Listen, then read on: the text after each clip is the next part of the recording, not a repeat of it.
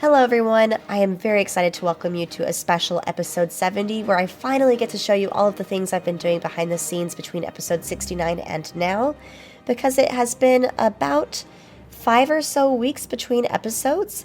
So I've been doing a lot of off-camera work, doing a lot of chores at the other planets and things like that since we left Gleba at the end of last episode. But let's start by refreshing what happened in between episodes, going back to Gleba. So here I am, first of all, on the Poober platform. I'm just kind of floating in space. I'm currently hovered over Gleba because not only did I leave Gleba, but I've come back to Gleba. And the reason for that was because I ended up creating this thing that we're seeing here.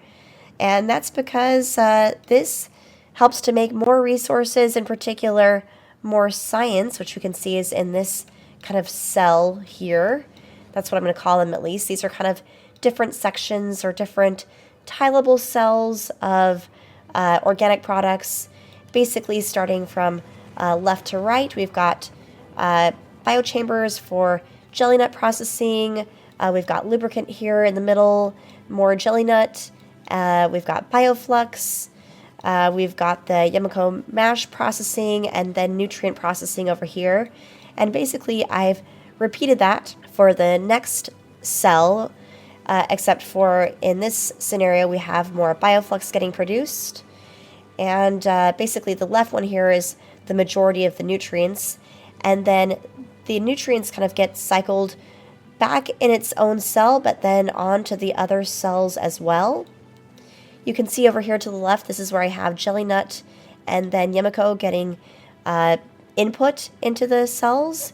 And then I have the jelly and Yamako mash kind of exiting the first cell from left to right through here, and then it continuing even through here. And it's just a whole bunch of spaghetti from this point onward, because basically I have this jelly snaking around, going down through here, kind of down to the very bottom past the cells to go into rocket fuel production. In this cell over here, we've got jelly continuing on into iron ore production. We've got the Yamako mash continuing on for the copper. We've got bioflux continuing on for plastic production. And then this middle two cells here is where I have my agricultural science pack production. Basically, what I have here are biochambers of the eggs. This is the same setup as I used in the original big looping setup over here, where I have basically the eggs feed into a box, and then if there's greater than 2, they get fed onto the belts. And then I have biochambers for the science pack production, and nutrients are on the outer lanes.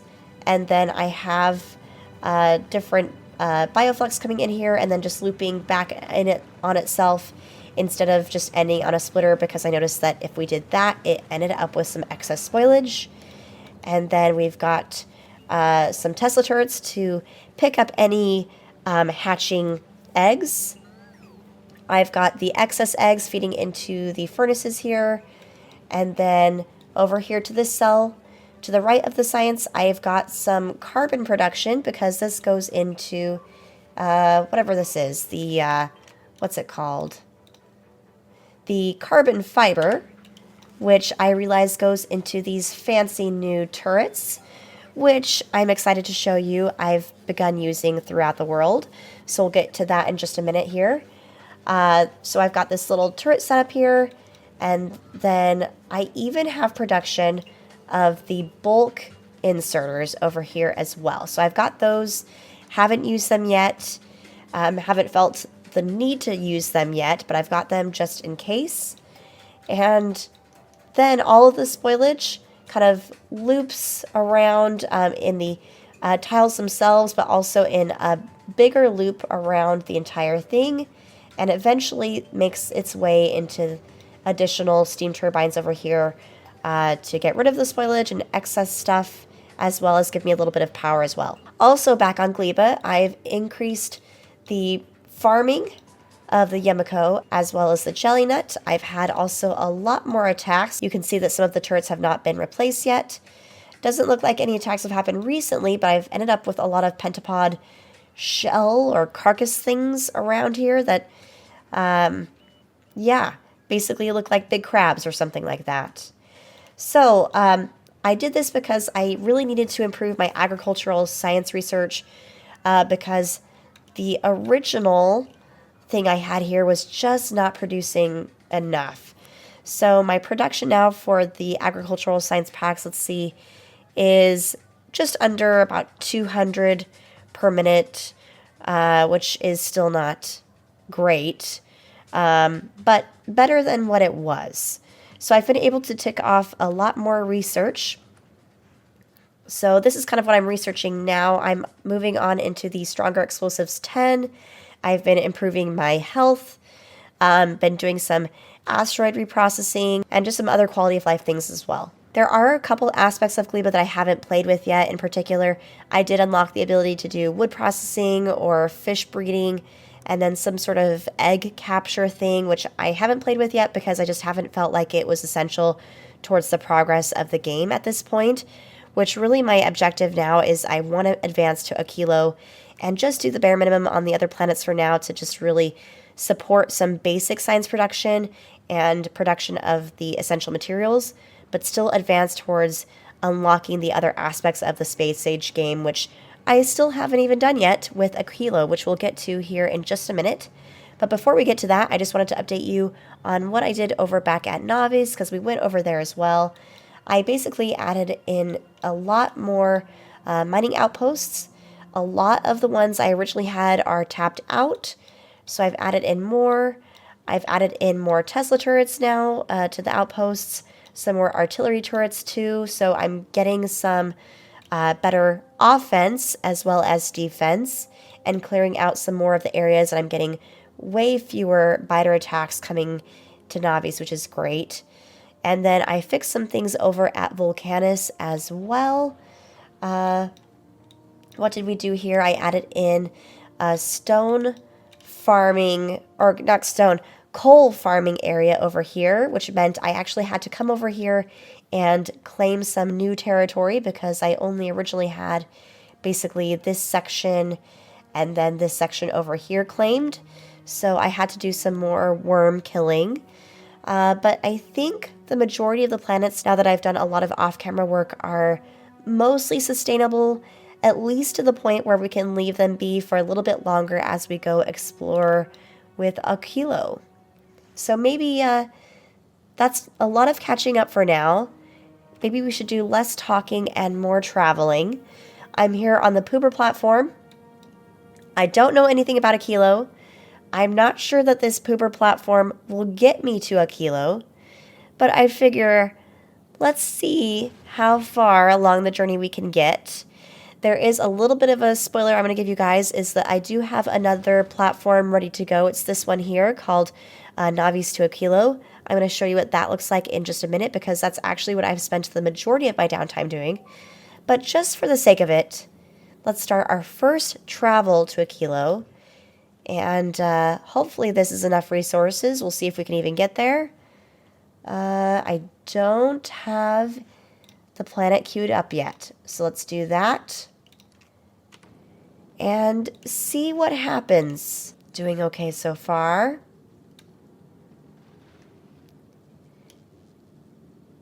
This is the same platform that's basically gotten me to the other planets. So it's done me well so far, and it is basically full of all of the resources I've been accumulating on it for however many sessions between all of the planets we've traveled to. So I've been saving these resources for the purpose of basically continuing to colonize the other planets. Look at that big guy, though. That might be a problem. That might be a big problem. My gun turrets are not really touching that. Let's see, how far out are we? Is Aquilo even a lot further out than the other planets? I'm honestly not sure. This might be a problem. Yeah, this is a little problem. Oh, right down the middle. It doesn't seem too bad, though. It seems like I might take damage, but I could maybe get there. Let's see. Oh boy. The fact that things aren't automatically getting repaired might be a problem. Although I have plenty of stuff on here, why aren't things just kind of getting rebuilt? I don't know. Whoa, look at these.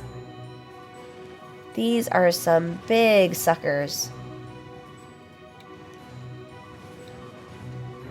Okay, well, I'm almost there.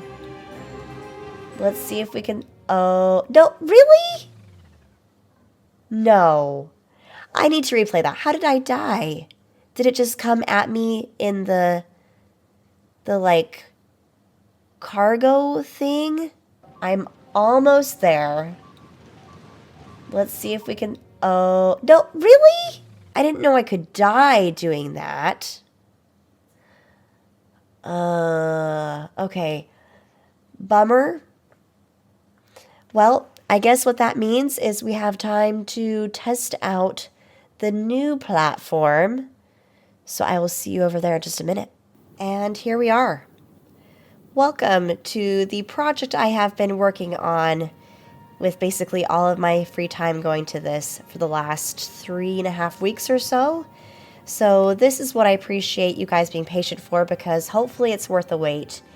This is my new, improved, very large, can do just about anything space platform.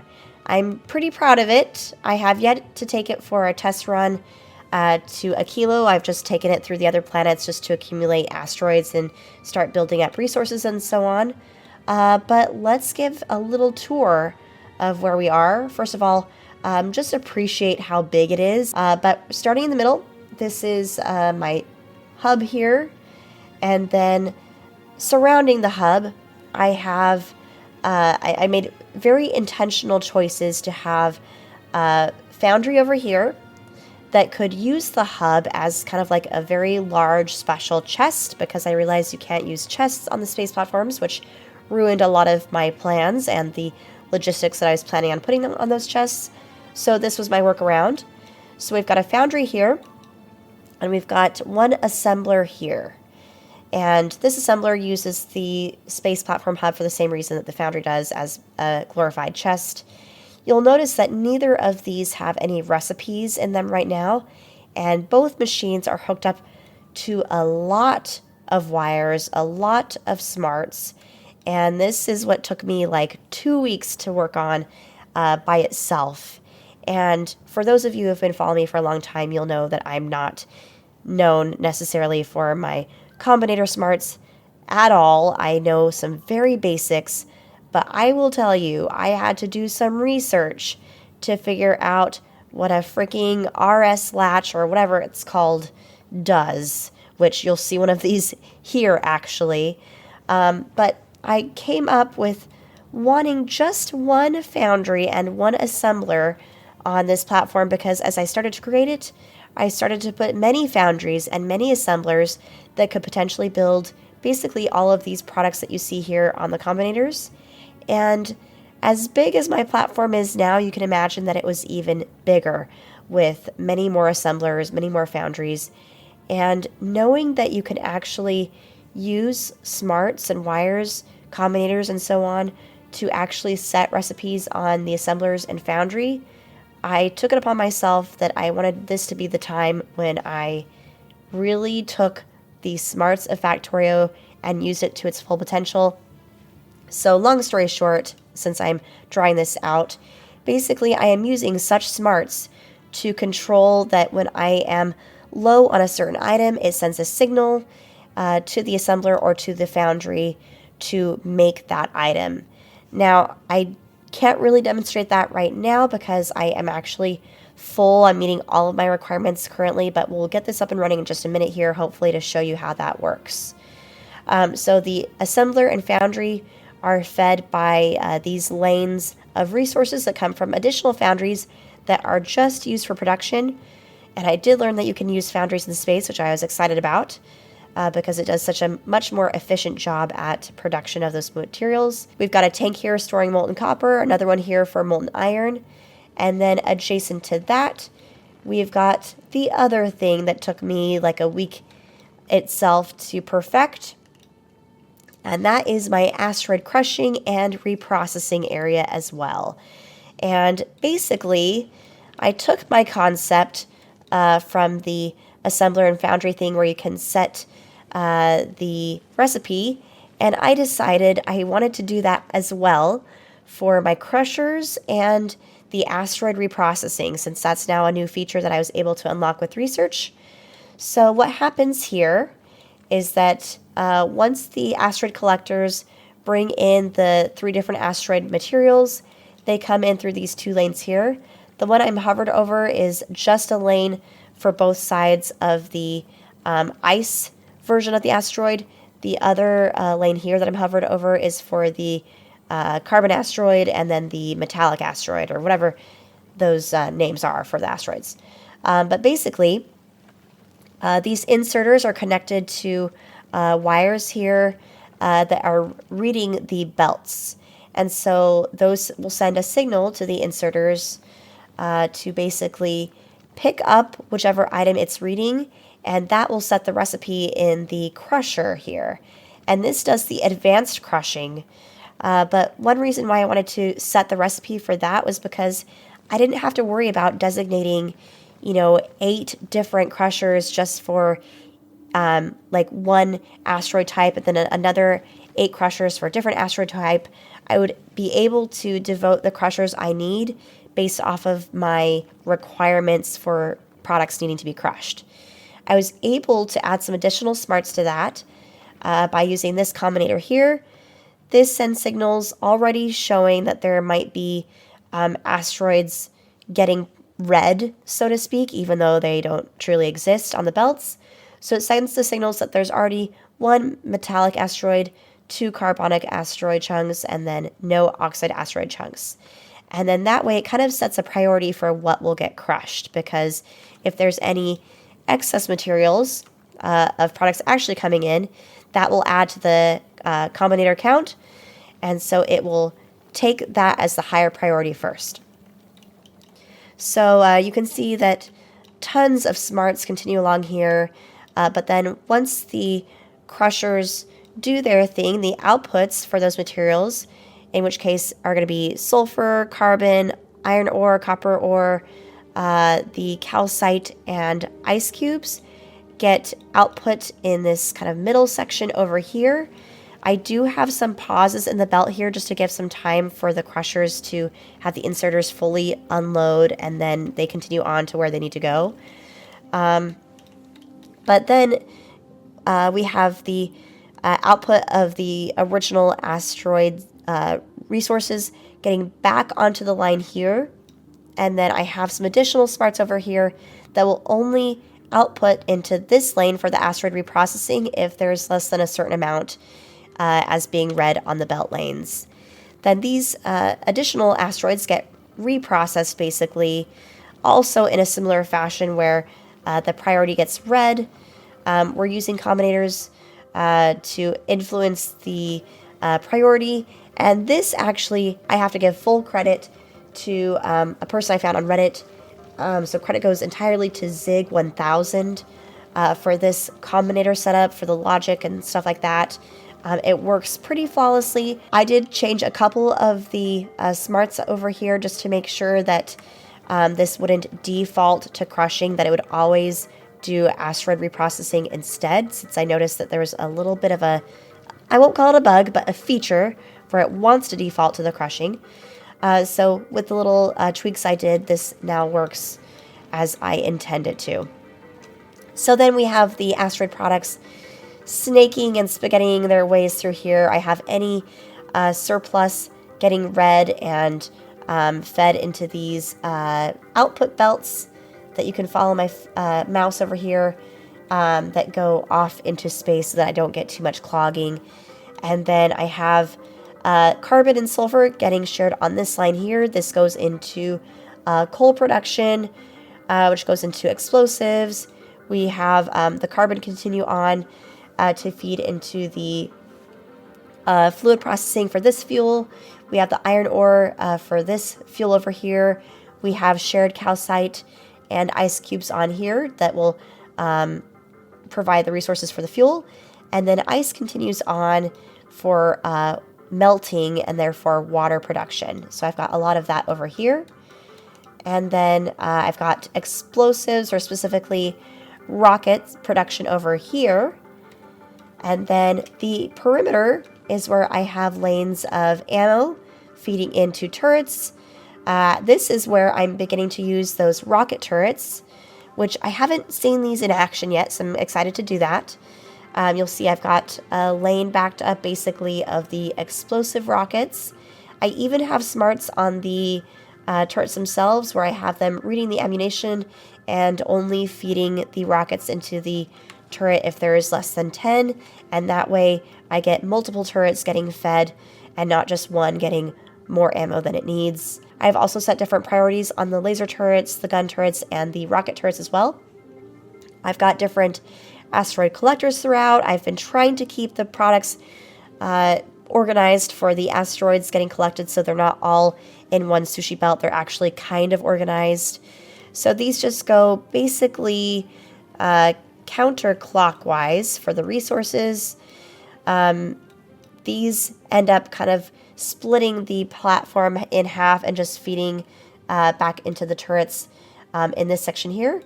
The other half, you'll see that the asteroids just continue downward this way and back in the counterclockwise fashion up into the crushing section we saw above. And I know this is long-winded, but we're almost done here. We've got additional cargo bays. There are 10 of them. We've got my nuclear power plant over here. We've got plenty of solar panels and accumulators throughout. Basically, even on top of belts, I put them over where I could fit them for the most part on this platform. And I think that about covers it. We've got lots of thrusters. So hopefully this is not just big, but will be fast. And that's what she said. So maybe we should finally take this thing out for a test run. Not just to one of the outer planets, but to Aquilo this time. And I've hopefully got enough resources. I, in part, wanted to make sure I had a foundry and assembler that could make resources, so in case I got stranded, I wasn't completely out of luck, because one of your guys' comments on a prior episode scared me a little bit, as you can see here. So thank you for that comment. It scared me out of my mind to want to make sure that I was over-prepared for this trip. So hopefully we are over-prepared, and this will be a piece of cake compared to the last attempt here on the pooper platform. So without further delay, let's finally go to Aquilo for the first time. And hopefully this time we'll get there all in one piece.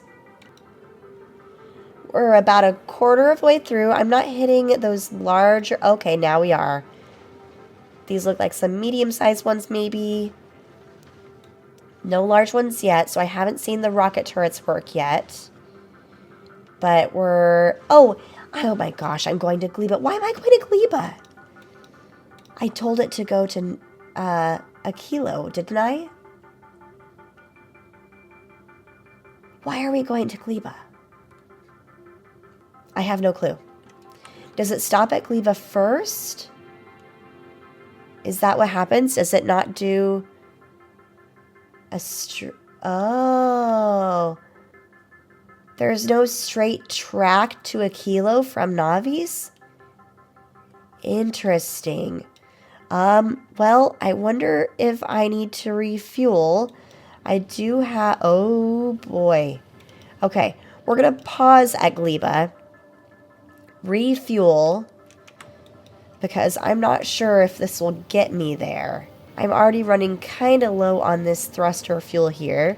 So I just want to make sure that I can process the asteroids first get some more carbon, which is not coming in. Oh, it's because I'm missing a belt. And that's partly because back when I was just building the platform back on Navi's, I was not getting enough asteroids coming in, so I actually requested carbon to come into the platform. I'm not having to do that now that I have enough asteroids coming in.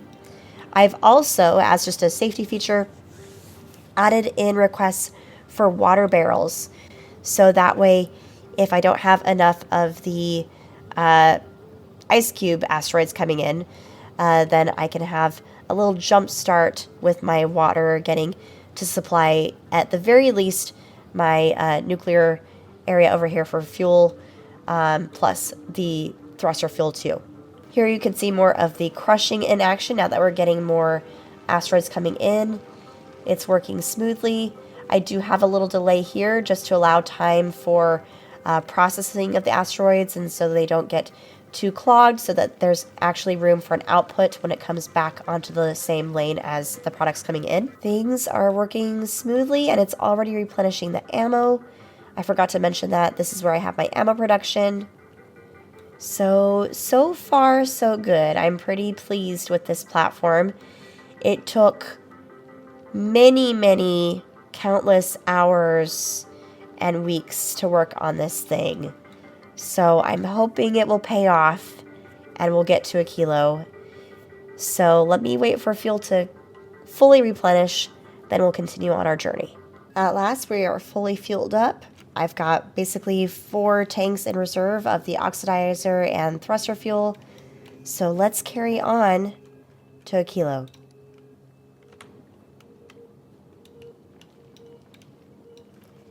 And here I thought that journey was going so well, not realizing we were actually headed to Gleba first. We've got our first bigger asteroid. Ooh! So that's what the rockets do. That was pretty cool. Got another big one there. There, that's awesome. That's fun. And this platform is handling it well so far. How about that guy? Good.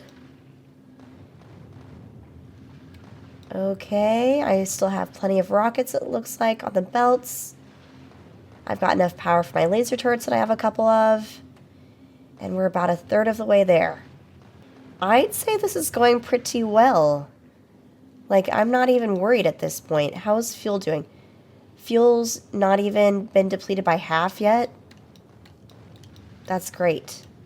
If anything, I would almost say this platform is a bit overkill. Not even taking a single bit of damage. Did I speak too soon? Yep, we did have some walls get broken. But that's it. We are going to get there, no problem. Ooh, and we're already backtracking back to Gleba. Let's end it at Aquilo. Let's add in a weight condition. Let's do item count. I'm just going to put that, whoop, greater than 10, just something arbitrary. So that way it will stay there for now. And this is where we will want to stay, so that for episode 71, we'll be able to launch there. So hopefully you guys enjoyed this kind of show and tell type of episode, but we did still make progress. We are now at Aquilo. We'll just be sure to land there and start a whole new planet for next episode. Let me know what you guys think of my new factories over at Gleba, as well as my new large improved platform that took us to Aquilo, and I'll see you very soon, hopefully, for Aquilo.